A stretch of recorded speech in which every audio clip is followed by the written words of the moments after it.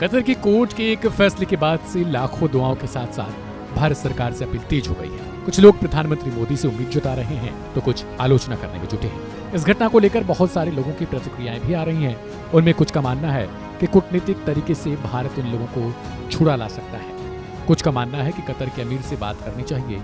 कुछ का तो ये भी मानना है कि भारत को सीधे कतर पर हमला बोल देना चाहिए।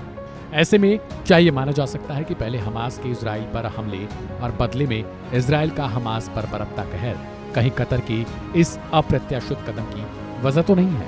जो तो कतर अरब दुनिया का ऐसा देश है जो इस्लामी आतंकवाद को बढ़ावा देने के लिए विश्वविख्यात है। दूसरी तरफ पाकिस्तान की भूमिका से इनकार नहीं किया जा सकता। कहा जा रहा है कि पाकिस्तानी खुफिया एजेंसी ISI ने ही कतर को भारतीय नागरिकों के खिलाफ कार्रवाई को उकसाया है। भारत के प्रति पाकिस्तान की नीति और नीयत कैसी रही है, इसके सबूत देने की कोई जरूरत नहीं। माना जा रहा है कि पाकिस्तान एक और वजह से भी भारत के खिलाफ ऐसी साजिश कर सकता है। इस वीडियो में एक एक कर तीनों कारणों को जानेंगे।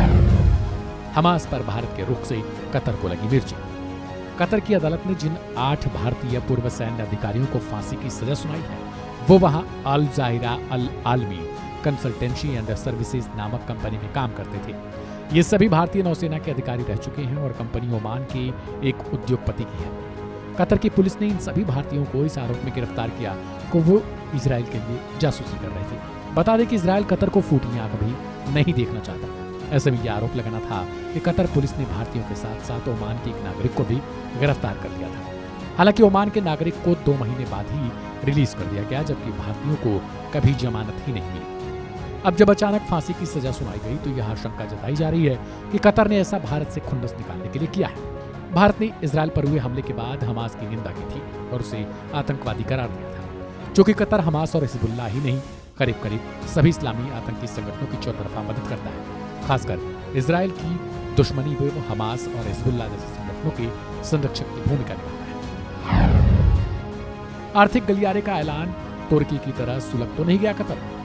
आप सभी को याद होगा भारत में G20 शिखर सम्मेलन का आयोजन हुआ था, जिसमें एक ऐसी घोषणा हुई थी जिसके बाद चीन जैसे देशों में हड़बड़ी मच गई थी। वह घोषणा है भारत की मध्य पूर्व के देशों से होकर गुजरने वाली कॉरिडोर।